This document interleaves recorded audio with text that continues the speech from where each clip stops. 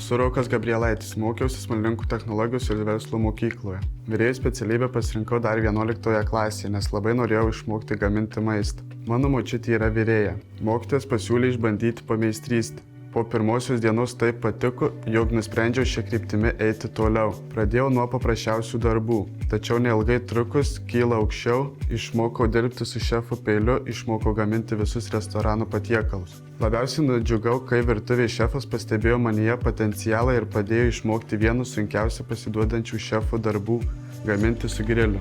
Prieš pradedant pameistrystę apie darbą restorano virtuvėje nei negalvojau. Dabar su jokiu kitu profesiniu keliu savo ateities neįsivaizduoju. Kelsiu savo kvalifikaciją maisto pramonės srityje. Čia pat ir dirbsiu.